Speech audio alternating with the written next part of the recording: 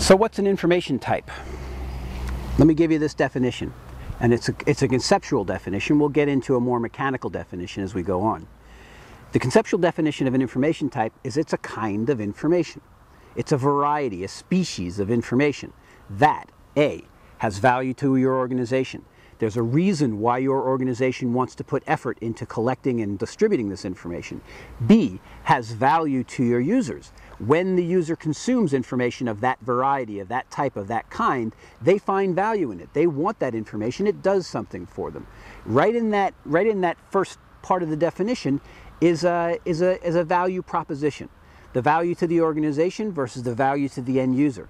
The organization provides the information, the end user consumes the information, and in return, the end user should supply some value back to the organization. And that's the basic idea. That's the basic value proposition, the business argument, you might say, behind information management.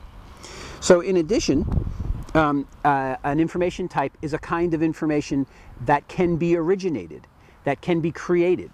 Right in the definition of the information type, I want you to understand that the creation of the information is always an issue. It's always it can be problematic, and if you don't consider the possibility of originating that information right at the start, then you'll come up with information types that have a lot less value because they're too expensive to create, or in fact they're really impossible to create in the way that you've envisioned them.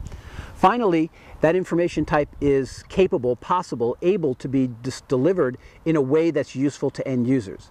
It makes no sense to have an information type that's very valuable but can't possibly be rendered and delivered in a way that's useful to end users. So for example, if it's in text, but the people who would consume it really need it to be in an audio format, then that's not a good information type. So valuable to the organization, valuable to the end user, can be originated, and can be distributed. If it meets all four of those criteria, it's a solid, good type of information. And that's what an information type is, something that meets all of those criteria. So from the standpoint of this course, information types are really they're the major way that we're going to go about structuring information. The very first turn that we'll take in going from information that's out there in the wild to information that's under our management is to divide that information into information types. Once the information is divided into types, it becomes amenable to being managed, to having a life cycle applied to it, where there are rules and regulations not only about the structure of the information, but the processes that information goes through in order for it to move from the time it's created through the time it's consumed and on to the time that it's retired. So an information type has a life cycle. An information type is the major way that we're going to create structure. It's the first big turn in our creating of information structure. An information type is a set of rules. It's an unfortunate term, but I think it's a very descriptive term in this context. It's a template. It's a boilerplate. It's a way that we say information of this type must be created. So it's a structure as well.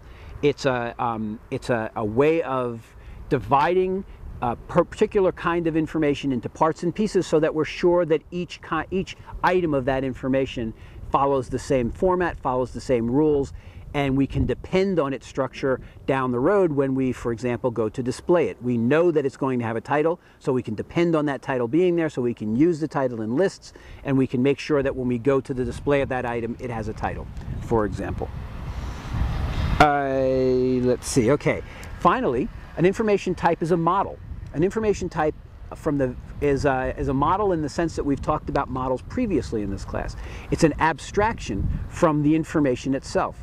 We focus in on the most valuable parts of the information, on the most valuable elements of that information, on the most valuable qualities of that information, and we pull those out as named structural elements of that information type. So the information type represents our best understanding of what it's going to take in order to capture and deliver that information to our target users in a way that's useful to them. So that information type is a model. The information type is your creative attempt to make sure that you capture the most important elements of a kind of information.